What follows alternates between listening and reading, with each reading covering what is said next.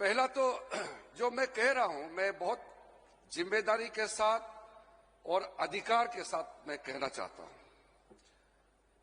जिम्मेदारी इसलिए कि हम भारतीय जनता पार्टी के कार्यकर्ता है और वर्तमान में भारत सरकार में मंत्री है, तो कुछ भी हम कहते हैं तो हम जिम्मेदारी के साथ कहते हैं। और अधिकार, मेरा अधिकार क्षेत्र कुछ है, वह मैं आपको बताना चाहता हूं। वैसे तो महाराष्ट्र में मैं बहुत कुछ सीखा हूं। महाराष्ट्र में बहुत पहले स्टूडेंट समय में भी आए थे, और जब भारतीय जनता पार्टी बहुत छोटा था हमारे पूर्वोत्तर में, तब भी अपने छोटा सा नॉर्थ ईस्ट से टोली लेकर के चुने हुए 20-25 भारतीय जनता पार्टी का हमारे कार्यकर्ता को लेकर के हम राम भाऊ मालगी प्रबोधिनी में प्रशिक्षण लेने में आए थे। तो महाराष्ट्र से हमने बहुत कुछ सीखा है। और फिर अटल जी के समय में 5 साल खादी ग्राम उद्योग का हेडक्वार्टर भी मुंबई में है। 5 साल में मुंबई, नागपुर और वर्धा में भी रहा हूं, तो बहुत साल मेरा अनुभव है। इसलिए मैं महाराष्ट्र से मेरे जीवन में बहुत कुछ सीखा है। तो लोकसभा चुनाव के बाद मैं मुंबई आया था, नागपुर और कई और शहरों में मैं गई, नासिक भी गई, संभाजीनगर गई।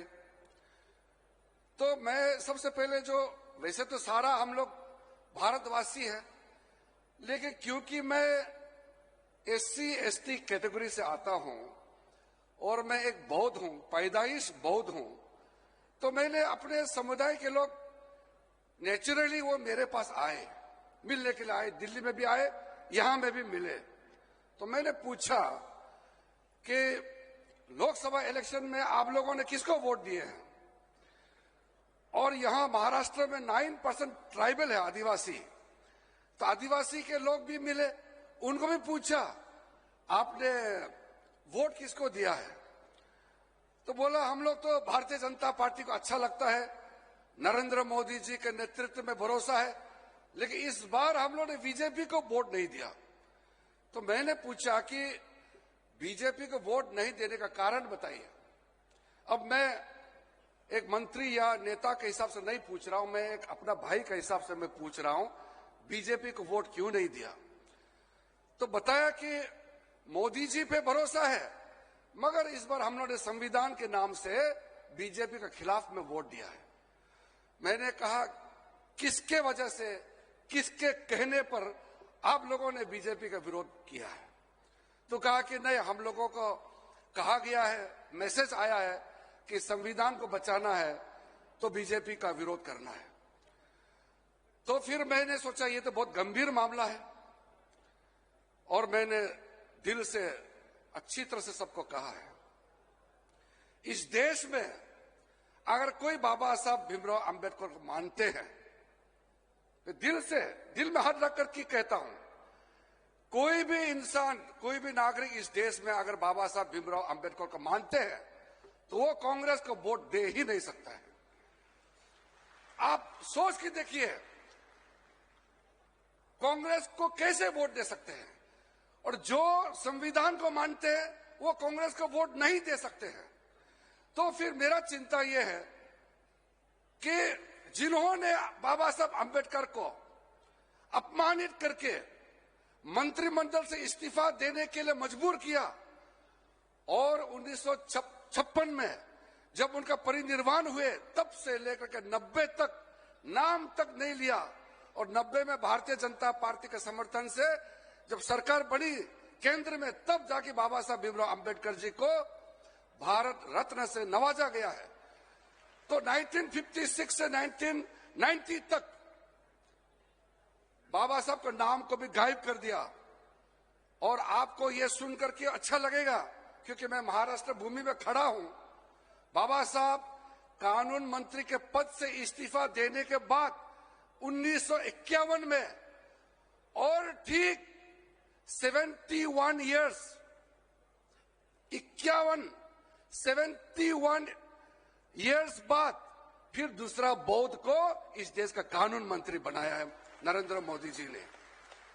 जब मुझे कानून मंत्री पद का घोषणा किया रात में, अगले दिन बाबा साहब अंबेडकर के उस कुर्सी में मैं बैठने जा रहा था। मैंने रात भर, मेरा नींद नहीं आया।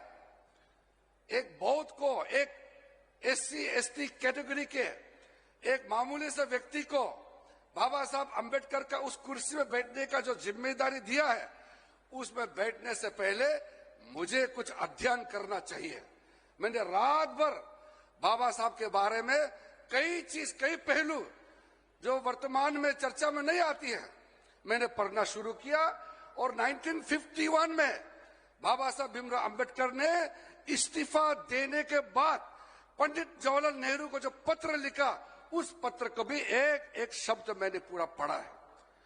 जब बाबा साहब भीमराव अंबेडकर का वो पत्र पढ़ने के बाद और जो संघर्ष किया, उसके बाद दोबारा वो लोकसभा चुन के आना चाहते थे, उसका सपना था।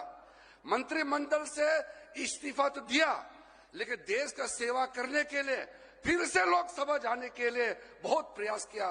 कांग्रेस ने आने नहीं दिया। दो बार मुंबई और भंडारा अपने विदर्भ में दो बार उसको चुनाव से हरा करके, फिर 56 तक उसका टेंशन, बाकी बीमारी और कई कारणों से समय से पहले बाबा साहब हमारे बीच से चले गए।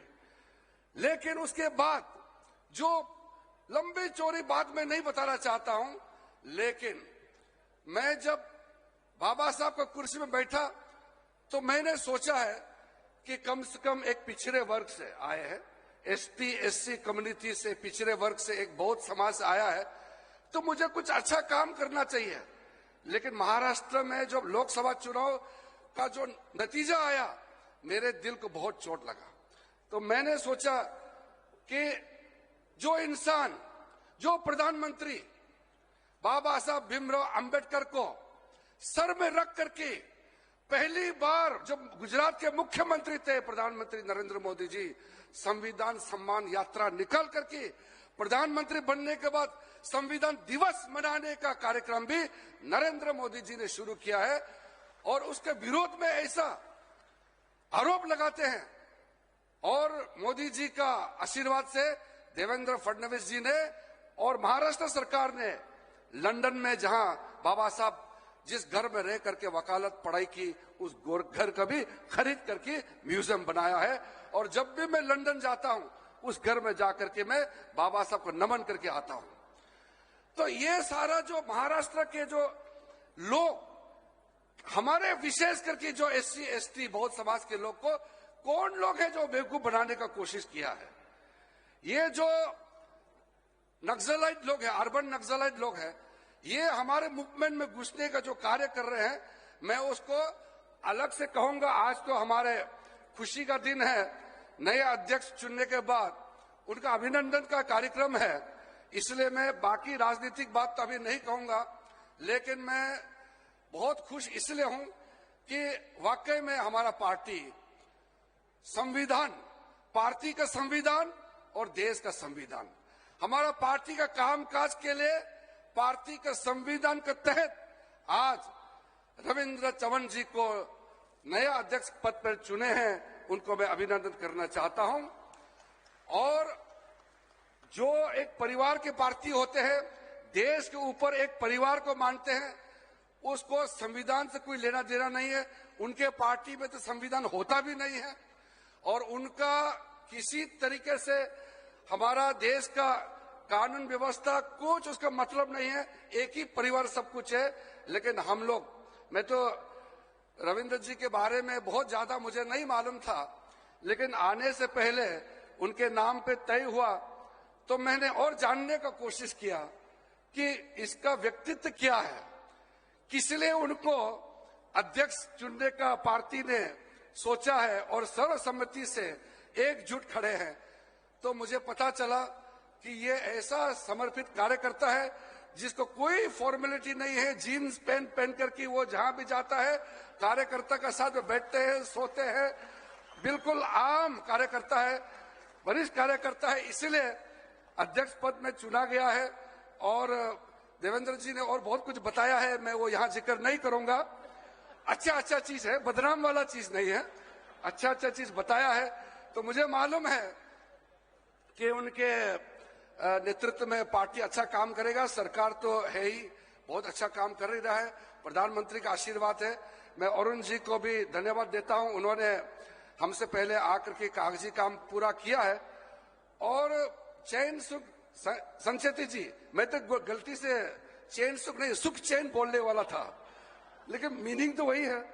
इतना अच्छा उन्होंने यहाँ शेरी सुनाया है, दोनों को मैं धन्यवाद देता हूं कि मेरा काम को बहुत आसान कर दिया। मैं तो आके घोषणा करना था, पूरा कागजी काम दोनों ने किया है। लेकिन महाराष्ट्र के पूरा नेतृत्व एकजुट जो खड़ा है, ये देश के लिए भी एक मिसाल है। एक आवाज विरोध में नहीं है, ये एक मिसाल है किसी भी पार्टी के लिए कि ऐसा यूनिटी, इतना खूबसूरत एक परिवार की तरह से भारतीय जनता पार्टी खड़ा है। इसलिए आज दुनिया का सबसे बड़ा पार्टी बन गया है और नरेंद्र मोदी जी के नेतृत्व में देश आगे बढ़ रहा है। और देश को आगे बढ़ने में सबसे बड़ा इंजन का काम महाराष्ट्र सरकार कर रहा है।